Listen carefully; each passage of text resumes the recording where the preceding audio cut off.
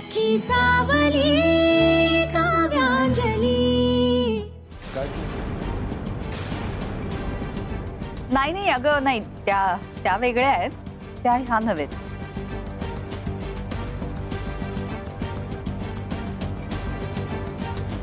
अगं by the way आपलं सगळं डिस्कशन आणि लंच कंटिन्यू करा ना तुम्ही।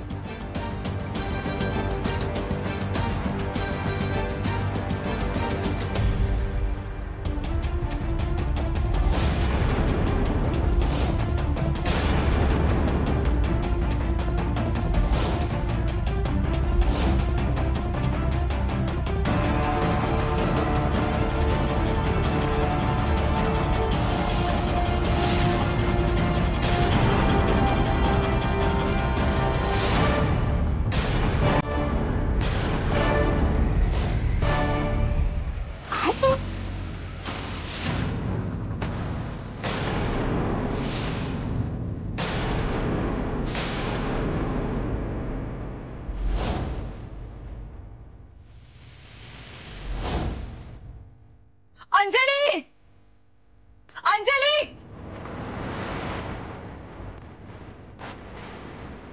हे बघितलंस काय करून ठेवलं तुझ्या बहिणीने? लोकांसमोर कसं वागावं कळत नाही हिला, अशी वागायची पद्धत आहे का? हे बघ त्याच्या सगळ्या एक्सपेन्सिव्ह साड्या खराब करून टाकल्यात तिने, आणि इतकं करून वर सॉरी म्हणण्याचे सुद्धा मॅनर्स नाही आहेत तिला। It's okay. No it's not okay, तुम्हाला नाही कळणार। जाऊन दे ग मधुरा, होतं असं कधी ते। असू देत, आता निघतोय आम्ही।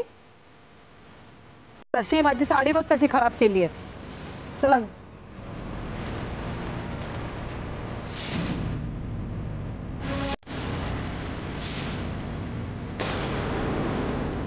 तुम्हा दोघींनाही इथे फिरकू नका म्हणून मी सांगितलेलं होतं, बजावलेलं होतं। अंजलीकडून निरोपही दिला होता मी। अंजली तू निरोप दिला नाहीस त्यांना? मावशी मी तू गप्पा बस, एक शब्दही बोलू नको। एक काम सुद्धा धड जमत नाही का ग तुला?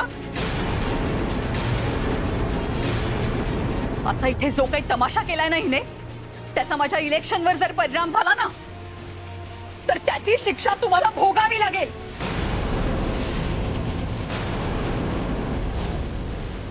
अंजली तुझ्या या गावंढ्या नातेवाईकांना समजावून सांग, आश्रित म्हणून आलात ना तर आश्रितासारखं राहा।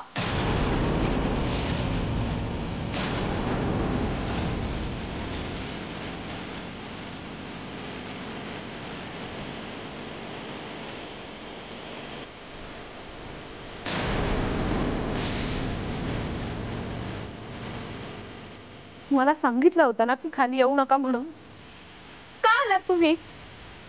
काकू तू तर आजारी होतीस ना? आणि आशू असा हवरटपणा करायची काय गरज होती? तुला काही हवं होतं तर मला सांगायचं, मी आणून दिलं असतं। का वागलात असे तुम्ही? एवढं काय चुकलंय का तिचं? एक तुकडा खाल्लाय फक्त तिने पिझ्झाचा। हो ना, आणि आम्ही तुला एवढे जड झालो असू ना तर आत्ताच्या आता निघून जातो। नाहीतर काय, असे काय किंमत ठेवली तुझ्या सासून आमची? अगं मी विहीण आहे या घरची, विहीण। आणि त्या मला आश्रित म्हणाल्या, आणि हे सगळं त्या बोलत असताना तू मुकाट ऐकून घेतलंस, काहीच बोलली नाहीस। काकू अगं पण तुमचं पण चुकलं ना।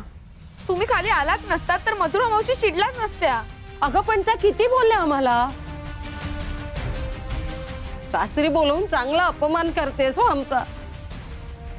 देवा बाबा, हे सगळं होण्यापेक्षा यांच्या बरोबर मलाही नेलं असतंस तर बरं झालं असतं रे बाबा। काकू अगं काय बोलू नकोस, चला शू।